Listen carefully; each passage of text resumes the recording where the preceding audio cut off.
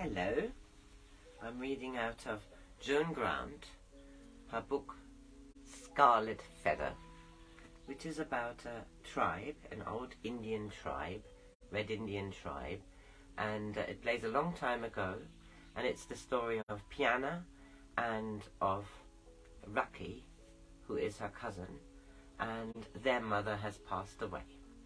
They're now back with the tribe, and Raki is the chief.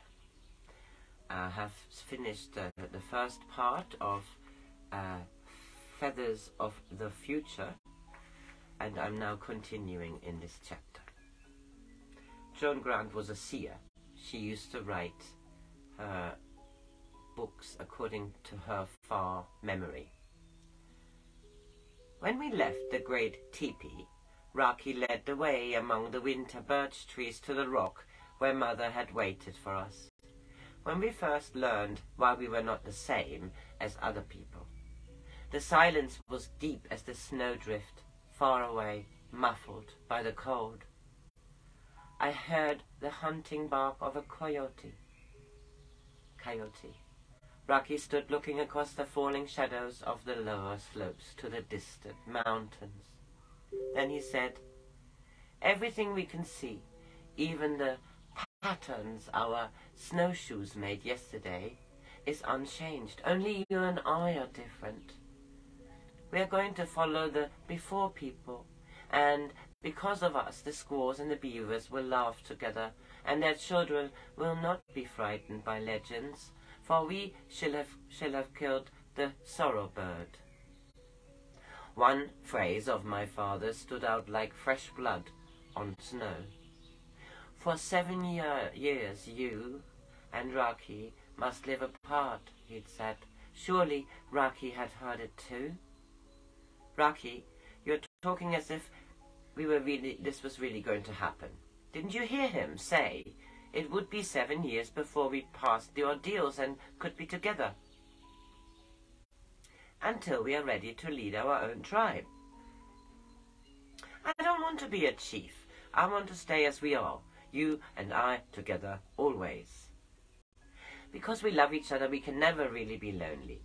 But we can't let the rest of the tribe go on living as unhappy strangers just because we haven't the courage to be parted for a little while. 7 years isn't a little while. Raki, don't go away from me. I'm frightened, Raki. And you never let me be frightened by things other people tell us." He jumped down from the rock and put his arm around me. "You're crying, Piyanah, and you never cry. Think of how we are going to teach each other to be happy, how we are going to teach other people how to be happy. How can we teach them to be happy when we shall have forgotten what it feels like? Mother told us that it was because the tribe had forgotten how to laugh, that they couldn't remember the before people. Don't you remember her story about the girl and the hunter, whom the animals protected because they had the light on their foreheads, which came from loving someone more than yourself? We've got that light, Raki, and if we are parted it will go out, and we shall be alone in the dark. It will be difficult for a girl to become a brown feather," he said slowly. "If you are less swift, they will say you are a stone in their moccasins. And if you're better at the things they do, they will be jealous and cruel. I'm not frightened of them. It's being parted from you I'm afraid of. It's only for 7 years. Perhaps it will feel less if we learn very fast. You talk of 7 years as though there were 7 days.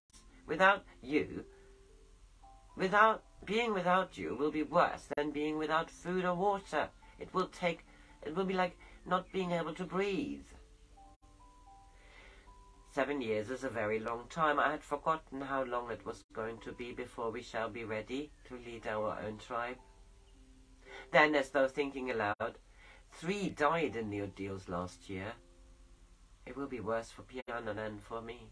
Her body is not so strong as mine. Then you agree, Raki, that we can't let them part us?" He sighed. Can we betray the before people? It was dark when we got to the encampment. The others had finished the sunset meal, but food had been left in our teepee. I tried to talk of the things we should do when we had our own tribe to look after, but louder than the words, my thoughts kept saying, soon we shan't be together anymore, on and on, like the feet of a weary runner. Every day Raki made me practice all he had taught me of a boy's training. Time after time he went over the wrestling holds, showing me the exact spot where pressure on an arm holds. Where pressure on an arm snaps the bone like a dry twig, and how to turn an opponent's strength against himself. I used his bow, which was heavier than mine, for the one I should soon be given would be longer by a handspan than any we had yet bent, so as to try to get used to the new life we should soon have to lead. When we thought there was no chance of us being seen, we changed clothes and he pretended to be my squaw.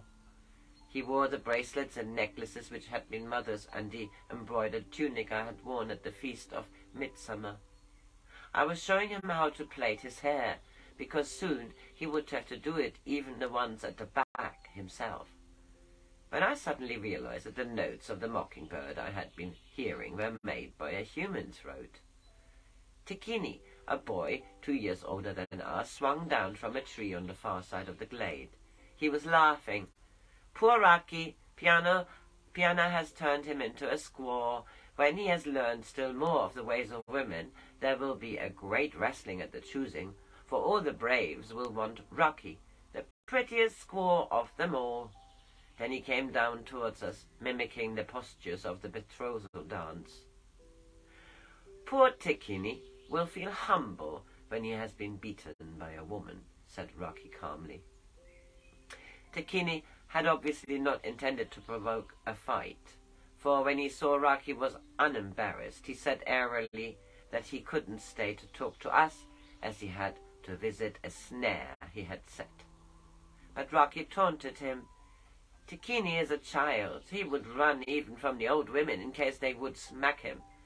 Tikini dares not take 3 paces towards Raki, for if he did, he knows it would be a challenge. Tikini hesitated and then took 3 steps towards us. Raki and I usually fought people together, but this time I knew he wouldn't like me to help. The fight was soon over, though Tikini didn't give the sign which accepts defeat until blood was pouring from his nose and a loose eye tooth hung from his upper jaw. He lay panting on the floor and then scrambled to his feet. If all squaws fought like you do, Raki, he said with a grin, it would be the women who carried the war bows and the men who stayed behind to wash the cooking pots. He pulled the loose tooth and held it out to Raki. Here's something to add to your bear's claw when you get there. His smile was crooked because of his split lip, but I knew by his eyes that we had found a friend. One of the necklaces had broken in the fight, and after Tikini had gone, we searched for the beads, which had been trodden into the snow. Raki stood holding one of them in his hand. I shall not be able to fight everyone who's mocking me, he said ruefully, or I shall never learn to think and live like a woman. Like a woman, or feel like a woman, as a woman. He sighed. I shall have to become impassive as the elders. I didn't want him to be impassive. I wanted him to go on laughing easily as a spring, not to turn his face into a mask which hid pain and sorrow and joy, if a brave ever felt joy even from me. Had I at least found a way to turn him from the path he had accepted? Mockery might have shown him how difficult the lonely years would be. Would he let me suffer mockery? After this, I no longer tried to conceal my dread of the future. I told him that I might fail in the ordeals and that I was frightened of dying. I did not tell him that I was more frightened of my heart turning into stone than my body into dust.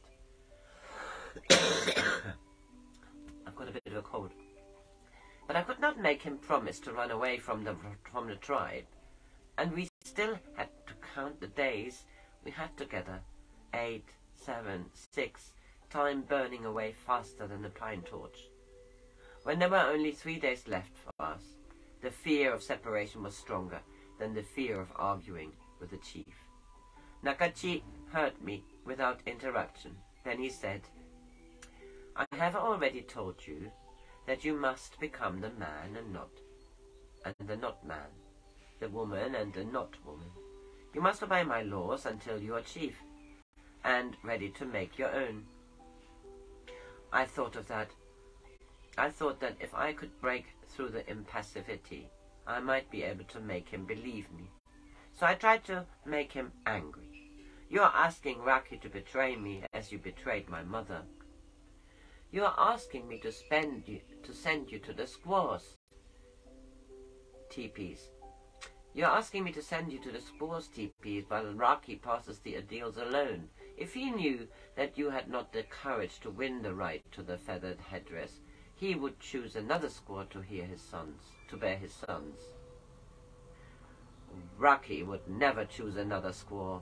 My mother said you had forgotten how to be happy, and that was why the arrows of your braves would never kill the sorrow bird. Please let me go to the burn feathers together, and then we will prove to them that because I love our love, we are stronger than they are. Why should they believe that love gives you strength when you are already showing that it makes you a coward? A man is not a coward if he says he will not be able to fight if you cut off his arms. That's what Raki and I are like without each other. Cripples. How can a cripple fight? You must be strong alone before you can be double strong together. Why should we be separated so as to learn how to become one again? If only you'd let us train together, we will each win 4 scarlet feathers. No one has ever done that. You mean that you hope Raki will win 8 feathers and give half his honor to you?